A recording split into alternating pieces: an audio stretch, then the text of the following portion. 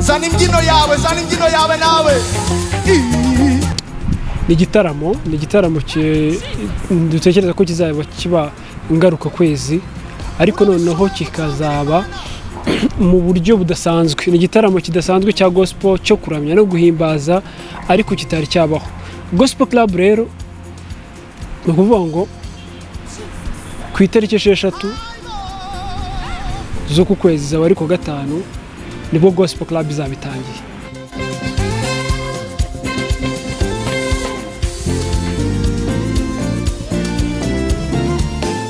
Abantu bo mu rusengero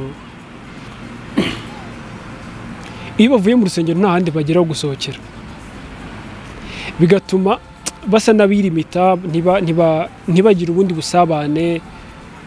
Akenshi niho haturuka n'amadepression, kandi twitwa bizera. So ni umwanya mwiza rero wo kugira ngo abantu bahure, basabane, basangire, ariko nanone baramye, bahimbaze, like worship, praise.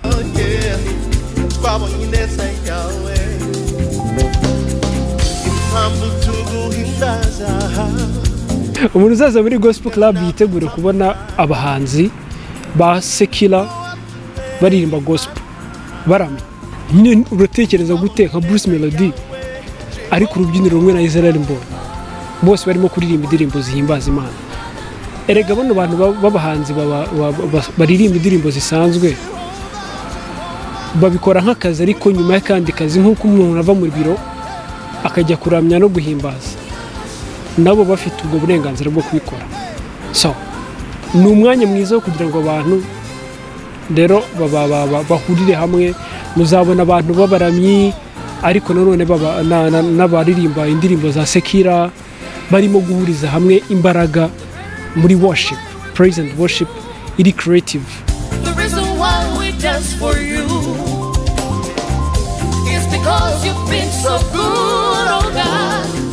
We can testify. Twebwe ntago tuzanywa inzoga cyangwa se ngo tunywe ibindi.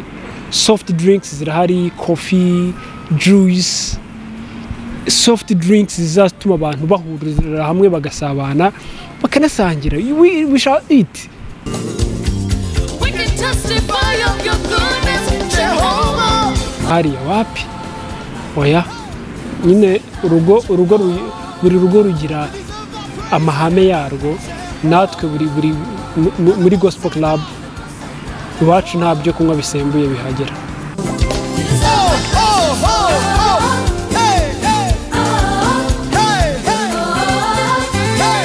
Gospel Club izaba ku itariki 6, bizaba ari ku wa gatanu, izabera muri Centre Saint Paul mu mujyi. Ubwo abantu bazahagera kabisa. Kwinjira n'ubuntu, ariko gutera inkunga igitaramo 5, 10. Muzaze mwese, abato, abakuru, you are welcomed. Nta limite y'imyaka kabisa. Muzaze duhuriza hamwe imbaraga. To be fire burning in Gospel Club. Join us. Somebody dance for the Lord. You need to take him on.